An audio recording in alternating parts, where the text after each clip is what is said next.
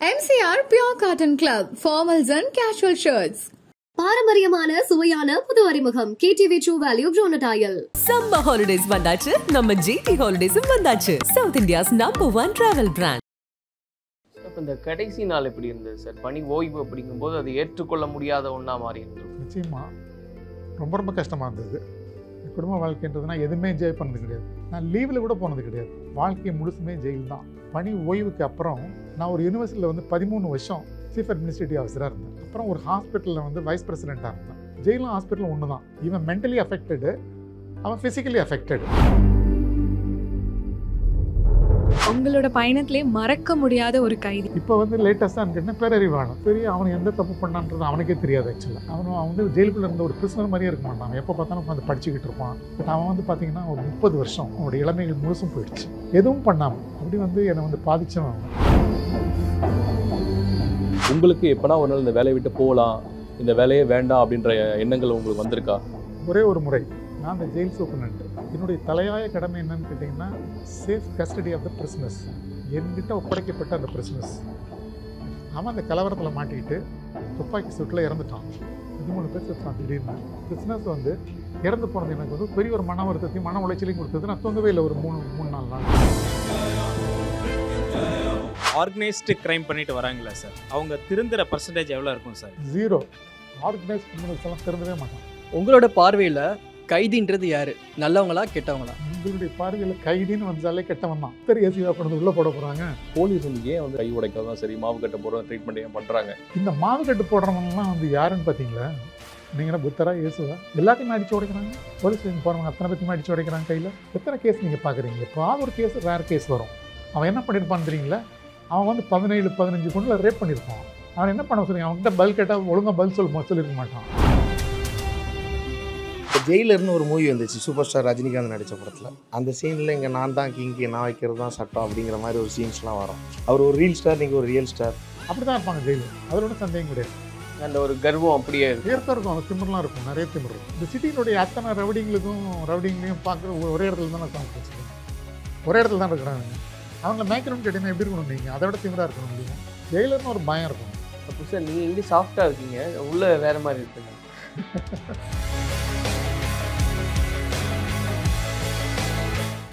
அப்போ இந்த கடைசி நாள் எப்படி இருந்தது சார்? பணி ஓய்வு அப்படிங்கும்போது அது ஏற்றுக்கொள்ள முடியாத ஒன்றா மாறி இருந்திருக்கும். நிச்சயமாக ரொம்ப கஷ்டமாக இருந்தது. பணி ஓய்வுக்கு அப்புறம் நான் உடனே இம்மிடியட்டாக வித்தின் அ வீக்ஸ் டைமில் எனக்கு member police commission, 3rd police commission member நான். அதை கொடுத்துட்டாங்க. போலீஸ்க்கு போயிட்டேன். நான் பிரசன்லேருந்து போலீஸுக்கு போயிட்டேன். ஸோ அங்கே ஒரு 2 வருஷம் இருந்தேன் நான். இந்த மீன்வயல் எனக்கு வேறு இடத்துல நிறைய ஆஃபர் இருந்தது, ஜாப் இருந்தது. நான் ஒரு யூனிவர்சிட்டியில் 13 வருஷம் சீஃப் அட்மினிஸ்ட்ரேட்டிவ் ஆஃபீஸராக இருந்தேன். 13 இயர்ஸ் ஆஃப்டர் ரிட்டையர்மெண்ட். அப்புறம் ஒரு ஹாஸ்பிட்டலில் வைஸ் பிரசிடெண்ட்டாக இருந்தேன். ஸோ ஆக்சுவலாக பார்த்தீங்கன்னா இதெல்லாம் கிட்டத்தட்ட ஒரே மாதிரி ஒர்க்கு தான். எப்படின்னு கேட்டிங்கன்னா, ஹாஸ்பிட்டலில் வேலை பார்த்தேன்ல 1 இயர் சொன்னேன்ல, அந்த ஹாஸ்பிட்டல் எப்படின்னு கேட்டிங்கன்னா ஜெயிலும் ஹாஸ்பிட்டலும் ஒன்று தான். இவன் மென்டலி அஃபெக்டடு, அவன் ஃபிசிக்கலி அஃபெக்டடு. You understand? ஜெயிலில் இருக்கான் மென்டலி அஃபெக்டட், அதனால தான் இவ்வளோ குற்றங்கள் பண்ணுறான். அவன் இவன் ஃபிசிக்கலி அஃபெக்டட், அதனால் ஹாஸ்பிட்டலில் இருக்கான். ஸோ அந்த வேலை ரெண்டும் ஒன்று தான். அதே மாதிரி யூனிவர்சிட்டியில் இருக்கும்போதும் பார்த்திங்கன்னா என்கிட்ட கிட்டத்தட்ட பார்த்திங்கன்னா 5000 ஸ்டூடெண்ட்ஸு. அதில் 2000 பேர் ஹாஸ்டல்லே இருந்தானுங்க. நான் கேம்பஸ்லேயே இருந்தேன். நான் இதே மாதிரி கேம்பஸில் 13 வருஷம் அந்த கேம்பஸ்குள்ளேயே தான் இருந்தேன். எங்கேயும் போக மாட்டேன். போனால் பசங்க அங்கே கலாட்டா பண்ணிவிடுவாங்க.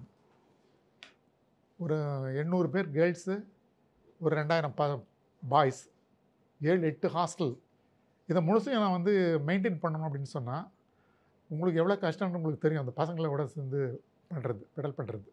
பட் என்னென்னு கேட்டிங்கன்னா, பிகாஸ் எனக்கு ஏற்கனவே கிரிமினல் பெடல் பண்ணுறதுனால, அவனை ஹேண்டில் பண்ணதுனால எனக்கு ஸ்டூடெண்ட்ஸை ஹேண்டில் பண்ணுறது எனக்கு சிரமமாக இல்லை. ஏன்னு கேட்டிங்கன்னா இவன்லாம் முட்கள், இவன் முழுசும் ஃப்ளவர்ஸ் இவன். ஸோ இவனை மேனேஜ் பண்ணுறது எனக்கு ஒரு பெரிய ஒரு சிரமமாக தெரில எனக்கு. வணக்கம் சார். உங்களோட பயணத்திலே மறக்க முடியாத ஒரு கைதி, வெளி உலகத்துக்கு ரொம்ப கெட்டவராக இருந்து உள்ளே ரொம்ப நல்லவராக மாறி இன்றைக்கும் ரொம்ப நல்ல ஒரு நிலைமையில் இருக்காருன்னா உங்களால் மறக்க முடியாத ஒரு கைதி? எனக்கு மறக்க முடியாத கைதின்னு நிறைய பேர் இருக்காங்க. இப்போ லேட்டஸ்ட்டாக கேட்டால் பேரறிவாளன். சின்ன பையனாக வந்தாங்க. ஒரு ஒரு 18 20 வயசுக்குள்ளே இருக்கும் அவனுக்கு. அவன் உள்ளே வரும்போது அவன் எந்த தப்பு பண்ணான்றது அவனுக்கே தெரியாது. ஆக்சுவலாக அவன் தெரியாமையே அவன் ஒரு தப்பு பண்ணியிருக்கான். தப்பு பண்ணான்னு கேட்டிங்கன்னா அவன் வந்து ஏதோ ஒரு பேட்டரி வாங்கி கொடுத்தான் அப்படின்னு சொல்கிறாங்க. அந்த பேட்டரி எதுக்கு வாங்கி கொடுத்தான், அது இதுக்கு தான் வாங்கி கொடுத்தானா, இதுதான் அவனுடைய டார்கெட், அதெல்லாம் ஒன்றுமே தெரியாது அவனுக்கு. சும்மா யாரோ ஒரு ஃப்ரெண்டு ஒரு இப்போ பர்மா பஜார் போகிற ஒரு 2 பேட்டரி வாங்கிட்டு விடான்னா அவன் பேட்டரி வாங்கி கொண்டு வந்து கொடுத்துட்டான், அவ்வளோதான். இந்த பேட்டரி எங்கேருந்து வந்துச்சு அப்படிங்கும்போது அவனை வந்து அவன் எந்த கட்சியை சேர்ந்தவன், எங்கேருந்து வரான், ஸோ அவங்களுக்கு இவங்களுக்கு வந்து அவங்க எளிமையாச்சு, இவங்க தொடர்பு இருக்குமோ அப்படின்றதெல்லாம் அவங்க வந்து சுற்றி வளைச்சி அவனை வந்து அதிலெல்லாம் லிங்க் பண்ணி அவனை வந்து தூக்கு வரைக்கும் கொண்டு போய் 30 வருஷம் அவன் வந்து அந்த டெத் சென்டென்ஸ்லேருந்து இப்போ மீண்டு வந்து இருக்கிறான். ரொம்ப நல்லவன். அவன் வந்து ஜெயிலுக்குள்ளே இருந்த ஒரு பிரிசனர் மாதிரியே இருக்க மாட்டான். அவன் எப்போ பார்த்தாலும் உட்காந்து படிச்சுக்கிட்டு இருப்பான். நல்லா வந்து பயனுள்ள கருத்துக்களை தான் பேசுவான். அவன் வாயில் வந்து எந்த விதமான மூஞ்சியில் கூட அவன் கோபத்தை பார்க்க முடியாது அவனுக்கு. அப்படி ஒரு பண்பட்ட ஒரு பர்சன் அவன். அவ்வளோ ஒரு ஜென்டிலாக இருப்பான் அவன். பட் அவன் வந்து பார்த்திங்கன்னா ஒரு 30 வருஷம் அவனுடைய இளமைகள் முழுசும் போயிடுச்சு. 30 years எதுவும் பண்ணாமல். அப்போ உங்களுக்கு ஒரு வருத்தம் இருக்குமா இருக்காதா? அப்படி வந்து என்னை வந்து பாதித்தவன் அவன். சார் நீங்கள் லீவ் எடுப்பீங்களா? அப்படி எவ்வளோ நாள் லீவ் எடுத்திருப்பீங்க நீங்கள் ஒர்க் பண்ணும்போது? லீவே எடுத்தது இல்லைம்மா. நான் குடும்ப வாழ்க்கைன்றது நான் எதுவுமே என்ஜாய் பண்ணது கிடையாது. நான் லீவில் கூட போனது கிடையாது. ஜெயிலுக்குள்ளேயே தான் என்னுடைய வாழ்க்கை முழுசுமே ஜெயில் தான். ஏன்னா நான் வந்து என்ன நினைப்பேன்னு கேட்டிங்கன்னா, நான் வெளியே போகிற நேரங்கள் இங்கே தான் இன்சிடென்ட் நடந்துடும். So I'll be responsible. அதனால் எனக்கு வந்து எங்கே போகிறதுக்கு முன்னாலும் நான் ஒரு நிம்மதியாக போய் அங்கே போனேன் அப்படின்லாம் இருக்க மாட்டேன். நான் போகிற அந்த நிமிஷம் எனக்கு உடனே அழைப்பு வந்துடும். அதனால் வந்து வெளியே போகிற பிஸ்னஸே கிடையாது. கோட்டஸ்குள்ளே இருப்போம். அந்த ஆஃப் டியூட்டியானா கூட நான் ஜெயிலுக்குள்ளே போய் உட்காந்துக்கிட்டு இருப்போம். இல்லை, ஆஃப் டியூட்டி தான் அது பேர். பட் அந்த நேரம் கூட கொஞ்சம் ஜெயிலுக்குள்ளே தான் போய் உட்காந்துக்கிட்டு இருக்கோம். ஏன்னு கேட்டால் நம்ம அங்கே இருக்கிறோன்ற நம்மளுடைய எக்ஸிஸ்டன்ஸ் தான் ரொம்ப முக்கியம். இங்கே ஜெயில் சூப்பரண்ட் உள்ளே இருக்கார் அப்படின்னா நத்திங் வில் ஹேப்பன். அந்த எக்ஸிஸ்டன்ஸ் ரொம்ப முக்கியம் அவங்களுக்கு.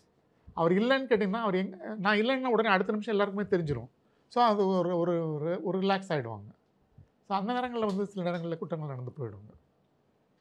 அதனால் எப்போவுமே வந்து என்னுடைய அவைலபிலிட்டி அங்கே வந்து ரொம்ப முக்கியம். இல்லை, இப்போ ஜெயிலர்னு ஒரு மூவி வந்துச்சு சூப்பர் ஸ்டார் ரஜினிகாந்த் நடித்த படத்தில். அந்த சீனில் இங்கே நான் தான் கிங்கி, நான் வைக்கிறது தான் சட்டம் அப்படிங்கிற மாதிரி ஒரு சீன்ஸ்லாம் வரும்.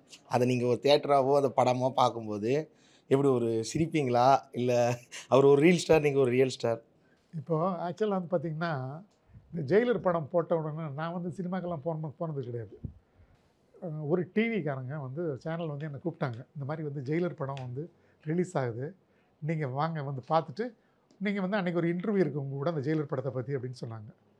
சரின்னு வந்து அவங்களே டிக்கெட் வாங்கி என்னை வந்து வீட்டில் வந்து பிக்கப் பண்ணி கூட்டிகிட்டு போய் அந்த படம் பார்க்க வச்சாங்க. ஸோ நான் அந்த படம் பார்த்தேன். அப்புறம் ஒரு ரிவ்யூ சொன்னேன் நான்.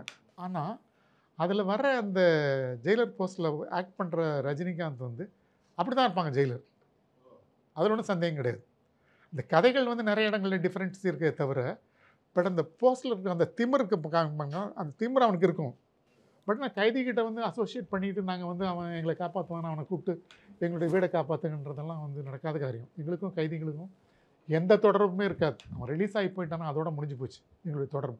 ஜெயிலர்னு வர்ற அந்த போஸ்ட்டில் வர ஒரு கொஞ்சம் நிமிஷம் தான் அது வராரு. அவர் ரஜினிகாந்த் வந்து ரொம்ப ஒரு ஃபியூ மினிட்ஸ் தான் அந்த காட்சிகள் காமிக்கிறான். பட் அந்த மாதிரி தான் இருக்கும். அது ஜெயிலருடைய உள்ளே இருக்கிற அந்த ஆக்டிவிட்டீஸ் அப்படி தான் இருக்கும். அந்த ஒரு கர்வம் அப்படியே இருக்கும். அந்த திமிர்லாம் இருக்கும், நிறைய திமிர் இருக்கும். ஏன்னு கேட்டிங்கன்னா, உங்களுக்கு வந்து இந்த சிட்டியினுடைய அத்தனை ரவுடிங்களையும் பார்க்குறது ஒரே இடத்துல தான் கான்டாக்ட் வச்சுருக்கோம். ஒரே இடத்துல தான் இருக்கிறானுங்க. அவங்கள மேய்க்கணும்னு கேட்டிங்கன்னா எப்படி இருக்கணும்? நீங்கள் அதை விட திமிராக இருக்கணும் இல்லையா? ஜெயிலர்னு ஒரு பயம் இருக்கணும். அப்போ சார் நீங்கள் இங்கே சாஃப்டாக இருக்கீங்க, உள்ளே வேறு மாதிரி இருப்பீங்களா? அதான் நான் உங்களுக்கு சொல்ல நினச்சேன். என்னன்னு கேட்டிங்கன்னா, என்னுடைய பார்த்து நீங்கள் இவன் எப்படி ஜெயிலில் பார்த்துருமா அப்படின்னு பாருங்க. ஒரு ஆமாம் சாஃப்டாக இருக்குது அப்படி நினைக்கல சார். ஆனால் ரொம்ப சாஃப்டாக அப்ரோச் பண்ணுறீங்க. ஏஜ் இருக்குல்ல அதுக்கு, ஒரு பண்பட்டு. இப்போ வந்து எனக்கு 78 வயசாச்சு. அப்போ உங்களுக்கு அந்த ஏஜினுடைய அந்த பக்குவம் இருக்கும் இல்லையா? அப்போ 30 வயசு 40 வயசுல இருக்கிற திமிர் இருக்கும். நான் ஜெயிலர் பார்க்கும்போது எனக்கு 35 வயசு. அப்போ அந்த திமிர் இருக்கும் உங்களுக்கு. வயசாகும்போது உங்களுக்கு ஆட்டோமேட்டிக்காக குறைஞ்சிரும் இல்லையா? அந்த பக்குவம் வந்துடும் இல்லையா? சார் இப்போது ஆர்கனைஸ்டு க்ரைம் பண்ணிட்டு வராங்களா சார், அதில் அந்த பர்சன்டேஜ் அவங்க திருந்துற பர்சன்டேஜ் எவ்வளோ இருக்கும் சார்? இப்போ ஒரு 100 பேர் ஆர்கனைஸ்டு கிரைமினல்ஸ் உள்ள வராங்கன்னா ரிட்டர்னாக போகும்போது இனிமேல் பண்ண மாட்டேன்னு போகிறவங்க எவ்வளோ பேர்? 0. ஆர்கனைஸ் கிரிமினல்ஸ் எல்லாம் திருந்தவே மாட்டான். அவனால் திருந்தவே முடியாது. அவன் ஒரு குரூப்பில் போய் மாட்டிக்கிட்டான்னா அது கடைசி வரைக்கும் அவனுக்கு அதுதான். அவன் திரும்பி எங்கே போவான்? அவன் விட மாட்டாங்கல்ல அவன் திருந்தவே முடியாது அவன். ஸோ இப்போ செல்ஃப் டிஃபென்ஸ்க்காக அடிக்கும்போது சில பேருக்கு பலமாக காயப்பட்டுடலாம், சில பேர் செத்தே போயிடலாம். அப்படி அரெஸ்ட் ஆகி உள்ளே வராங்களே சார், அவங்கள எப்படி இந்த ஜுடிஷியரி வந்து ட்ரீட் பண்ணி ஜெயில் ட்ரீட் பண்ணும்? அவங்க எப்படி ரிலீஸ் ஆகுறாங்க? இல்லை, கேஸ்லேயே உங்களுக்கு வந்து எக்ஸெப்ஷன்ஸ் இருக்குல்ல. அந்த மாதிரி வந்து செல்ஃப் டிஃபென்ஸ்க்காக பண்ணும்போது மாதிரி இறந்து போயிட்டான்னு கேட்டிங்கன்னா அவங்க ரிலீஸ் அக்யூட் பண்ணிடுவாங்க. கேஸ் அக்யூட் பண்ணுவாங்க. மோட்டிவ் வேணும்ல. ஒரு மர்டர்னால் அதுக்கு ஒரு மெயினாக வேண்டியது மோட்டிவ். அது இருக்காது இல்லை சார். சில கைதிகள் வந்து ஆல்ரெடி வெளியே தப்பு பண்ணிட்டு தான் உள்ளே போகிறாங்க. உள்ளே போய் மற்ற கைதிகள் கூட சேர்ந்து புதுசாக ஒரு பிளான் பண்ணி வெளியே வந்து அதே தப்பு பண்ணுறாங்க இல்லையா சார்? புதுசாக ஒரு டெக்னிக் கற்றுட்டு வந்து வெளியே திரும்ப க்ரைம் பண்ணுறாங்களே சார், இதெல்லாம் எப்படி சார் தவிர்க்கிறது? தவிர்க்க முடியாது. ஏன்னு கேட்டிங்கன்னா அவன் அங்கே லேர்ன் பண்ணுறான். அந்த தப்பை அங்கே உள்ளே வந்து மற்ற கைதிகளோட சேர்ந்து அதை லேர்ன் பண்ணிட்டு அவன் வெளியே வந்து திருப்பி அவன் ஆப்ரேட் பண்ணுறான். ஏன்னா அவனுக்கு வந்து ஈஸியாக மணி கிடைக்குதுன்னு அவன் தெரிஞ்சிருது அது.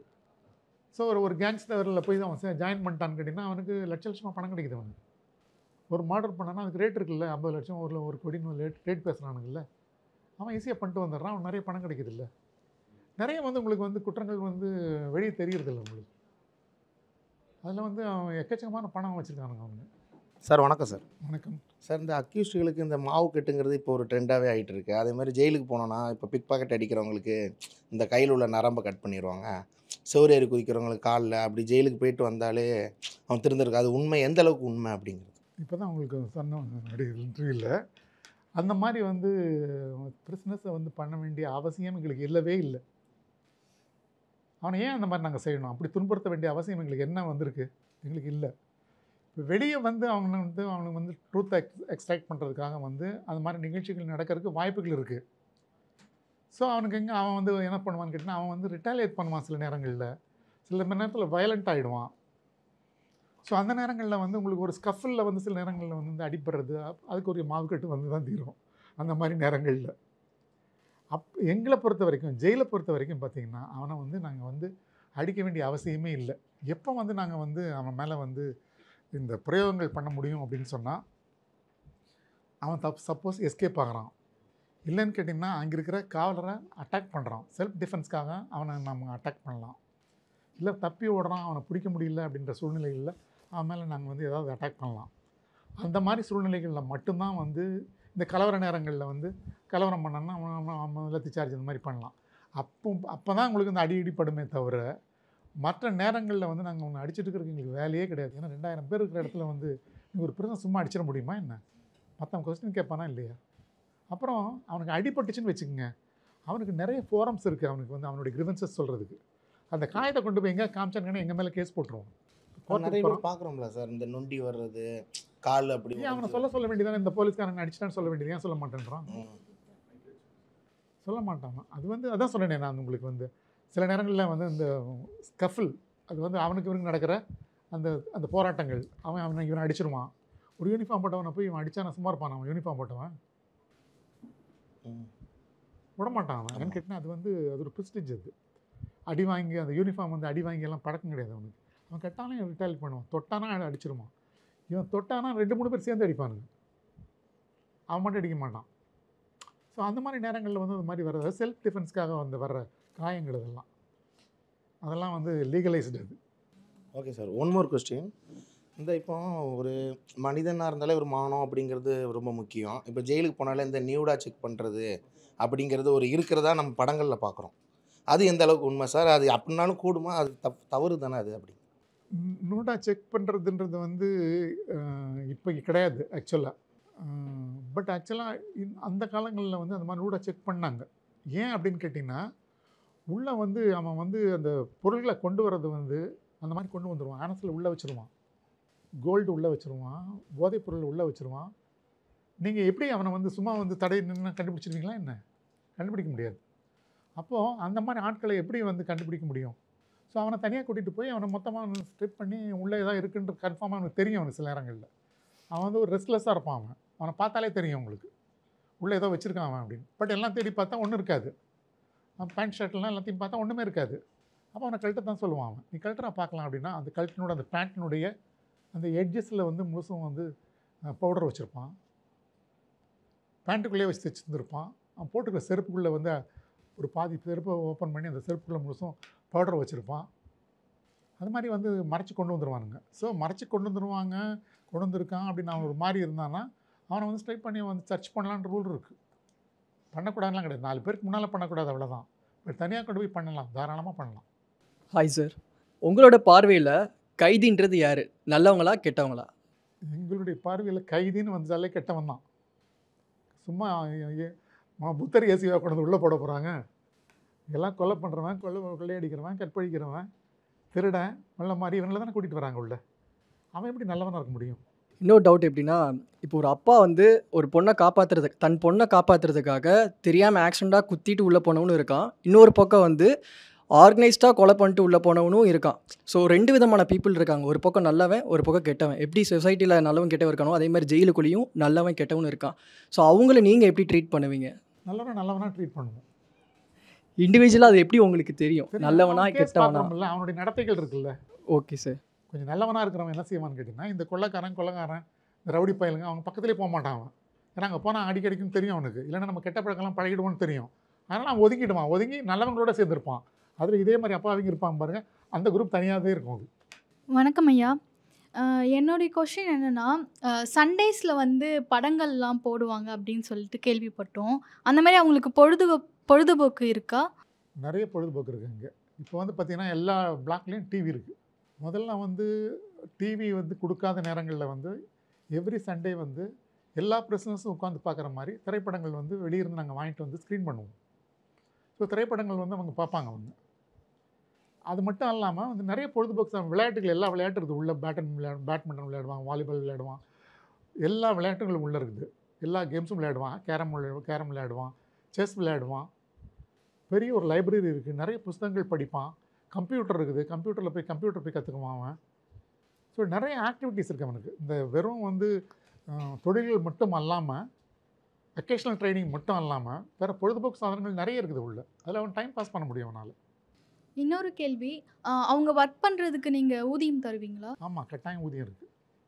ஒரு ஆள் வந்து 2000 ரூபா 3000 ரூபா மாதம் ஈஸியாக சம்பாரிச்சிருவான். டாஸ்க்கு தகுந்த மாதிரி.